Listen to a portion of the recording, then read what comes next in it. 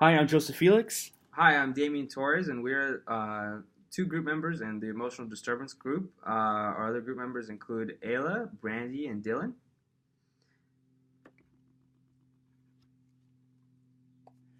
So the first slide in this presentation would be on emotional disturbance in the classroom, and it talks about a student named Bobby. And the teacher is basically trying to give us this whole video about how Bobby should not be given up on in the classroom, even though there's many teachers that want to, through Bobby not wanting to really try in the classroom. But it's not really his fault. The emotional disturbance makes him not want to do a lot of things. So we should really put the effort into the classroom to get him to do a lot of stuff that we know that he can do, but he really doesn't want to do. So essentially, the whole video is just talking about that.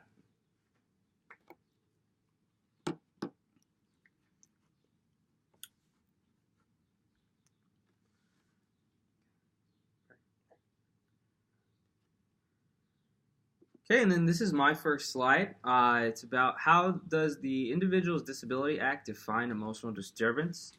So it defines it as a condition exhibiting one or more of the following characteristics over a long period of time and into a marked degree, which adversely affects educational performance and inability to learn, that cannot be explained by intellectual, sensory, or health factors, an inability to build or maintain satisfactory interpersonal relations with peers and teachers, a general pervasive mood of unhappiness or depression, or a tendency to develop physical symptoms associated with fears associated with personal or school problems. So that one went over by 10 seconds. That's a good thing because this will tell us exactly how long It should be. the video is going to be. Alright, this is mine too, okay? All right, your turn. Go.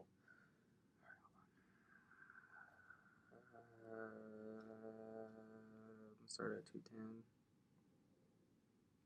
Okay, this slide is entitled The Basics. So many people display emotional disturbances from time to time. Emotional disturbance is a big umbrella that has a couple other symptoms involved, such as OCD, anxiety, bulimia, anorexia, things like that. So people may have some of these other things, but they're not going to be identified as being emotionally disturbed.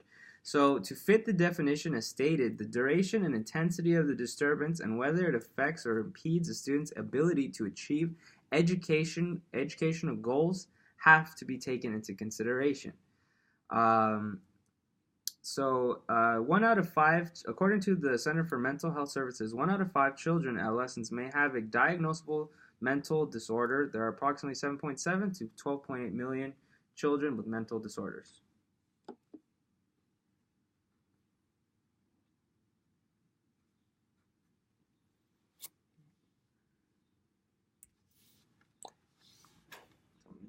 All right,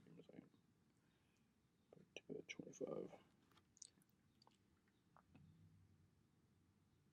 So the causes for emotional disturbance are there's really no real known cause, but there are some theories behind it. Some being from stress, unhealthy diet, um, family, school, or even home environment. So if a student's in this bad environment where it's very stressful and he really or she can really not really think or just be putting under all this pressure, she is gonna have these issues that are caused from emotional disturbance and up to adulthood and even past adulthood, so old age.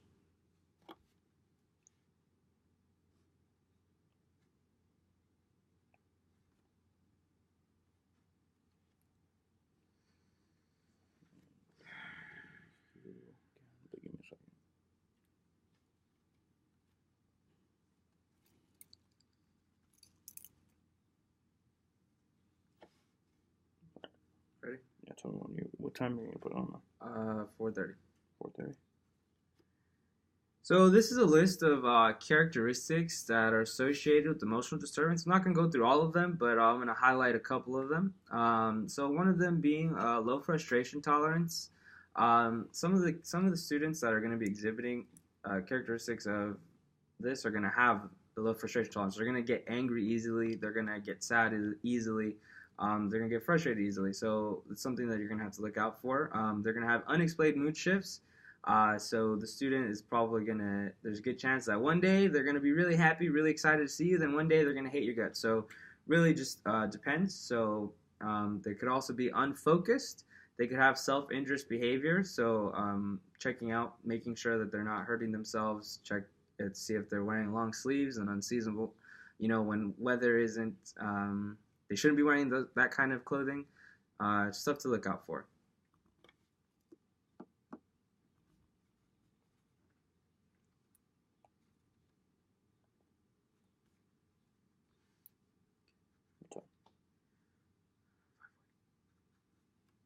Characteristics continued. Children who are displaying the most serious emotional disturbances exhibit distorted thinking, excessive anxiety, bizarre motor acts, and abnormal mood swings, and are sometimes identified as having a severe psychosis or even schizophrenia.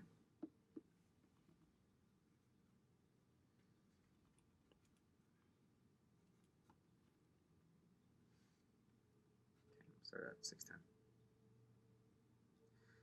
So how will this affect the student's educational performance? The student will have an inability to learn that cannot be explained by intellectual, sensory, or health factors.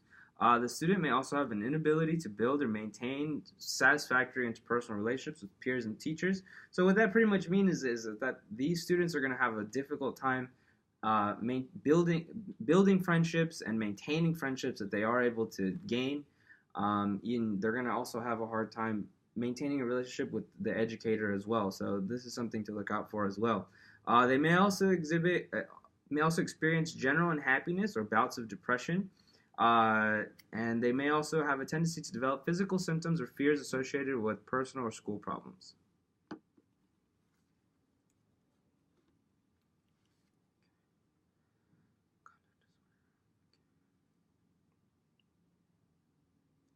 gonna start at 7:10. Conduct disorder and how to treat it. So here's another list. I'm not going to go through the whole thing again, but I'm just going to highlight some things. So conduct disorder is a group of behavioral and emotional problems in adolescence. Adolescents with this disorder may have a great difficulty with following the rules and behaving in a way that is socially acceptable. So some of the ways that we can treat this as educators and to look out for it is to possibly recommend to students' parents to possibly take them into family therapy, teaching the student how to training and problem-solving skills. Community service is also another great way, and then also just training the parents on how to deal with their child's behavior.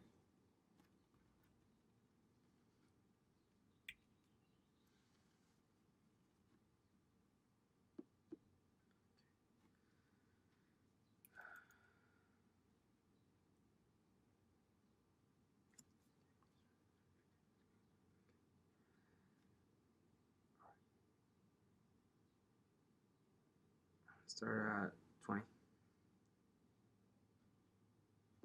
Okay, so strategies continued. Some of the strategies that can be used with students with emotional disturbance, according to Webby, are giving more praise and positive statements. Basically, just exactly how it sounds. Just tell them, "Hey, you're doing a really great job today. Hey, I really appreciate how you picked up after yourself," and all stuff like that. So really giving them positive comments and making them feel good is really going to help them out. Another thing that the article says is how many teachers who have students who have emotional disturbance are going to give up on them easily in terms of their workload. Students are going to be pretty. They're not going to want to take on a lot of work, and they're going to become aggressive towards that. So teachers are going to eventually just give up and just give them pretty easy work, and that's something that you don't want to do. So basically, just keeping the work standard so that they maintain, they're able to get the education that they deserve.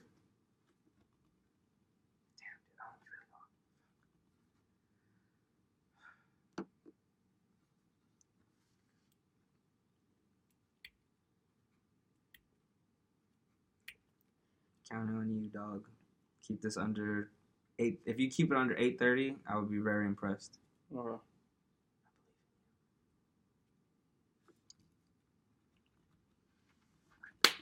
You want me to do that? Give me a second. I can do this. I just need to know what time I'm gonna start. Time. Hold on. Hold on. So let's just say, I mean, so what? How many slides did we do? We're doing 13? 1, 2, 3, 4, 5, 6, 7, 8, 9, 10, 11. Yeah, 13. I mean, that's like basically a little less than half, right? Yeah. And we have 20 minutes. So we can realistically take it up to 9 because we have about half the slides. Yeah. So long as we don't go over 9, I think we're good. So if you can keep it under 9, I think that'd be pretty good. Okay, cool. I mean, even 9:30, I think was fine. Okay, Because cool. again, I we can have do that. more than half. All So right. just keep that in mind. All right, cool. I'm starting on 11 because this is the hardest part about doing this.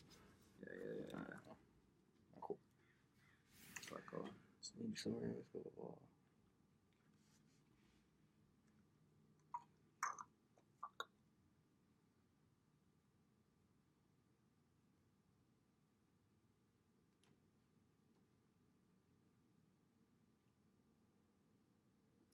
So some of the causes of emotional disturbance would be eating disorders. So some eating disorders are bad eating habits, and that can be from eating too much or even too little.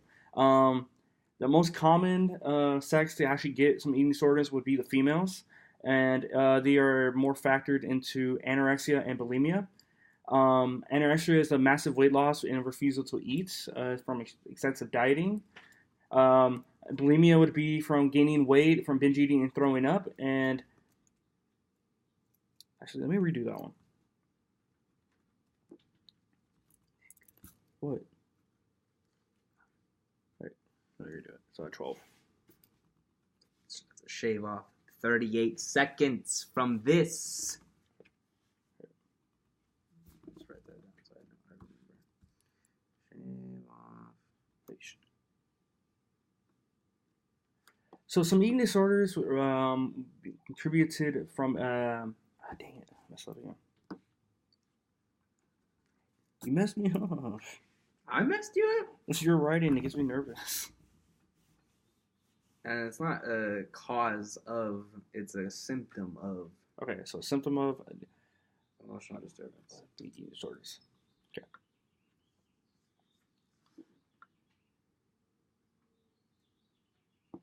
So a symptom of a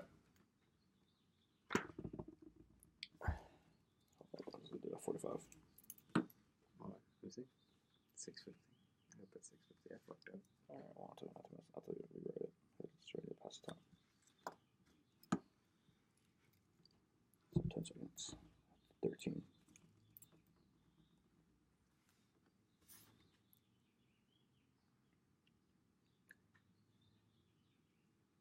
So a symptom of eating disorders would be. Getting in your own head, dog. I know. It's 15.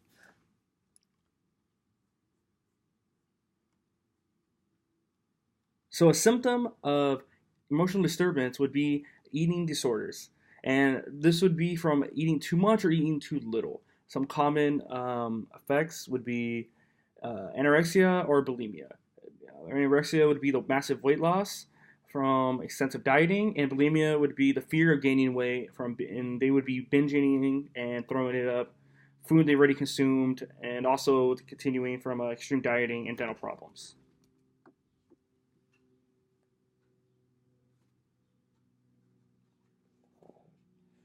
So 14.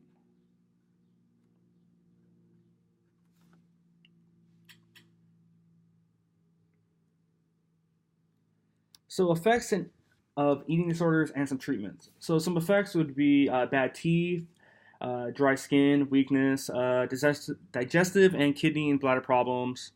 In extreme cases, there would be death, but it's very rare cases. Some treatments would be art therapy, dialectical behavior therapy. A really good one would be medical nutrition to get them to know what they can eat and not really get really unhealthy. It's 750. You're so close. Just have to do these two, right? Yeah. So close, bro. 750. So close. Right. So close. So, obsessive compulsive disorder, also known as OCD, is the unwanted thoughts or tics that make them redo or do things that make them feel that they cannot really control it. It's controlled by it. But, Kill. So, obsessive compulsive disorder, also known as OCD, is the unwanted thoughts or tics that make them redo or do things that they feel that they cannot control. It affects about 2.3 people in the United States, and So 2.3 people. dang, that makes no sense. 2.3 people. All right, reset. Oh, I'm gonna do it right now. That's right. So, obsessive compulsive disorder is also known as OCD. It's the unwanted thoughts or tics that make them redo things or even do things that they feel like they cannot control. It is not gender biased, so it continues to be in men and women equally. It's better to find it in the early stages, as 1 out of 3 adults that got OCD they found out in their childhood.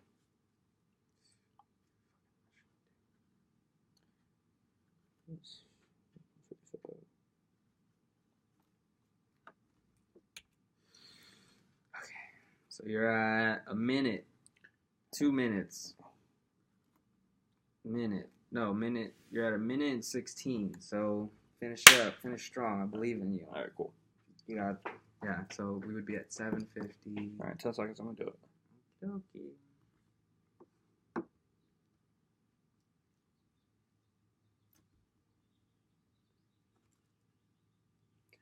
So the effects of OCD and some treatment. So effects would be depression, substance abuse, attention deficit hyperactivity disorder, also known as ADHD, even performing the same actions repeatedly.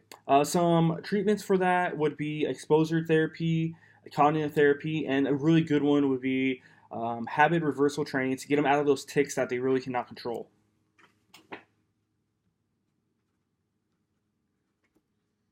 Okay, so you went to 2 minutes from 6:50, 8:50, minus 16 seconds. So we're at about 8:30, 8:50. So we did pretty damn good. We kept it under 9 minutes. Did you shave off 38 seconds? Huh? Shave off 38 seconds from this one? I don't remember. Either way, we're under about 10. we're under 9 minutes. Okay, cool.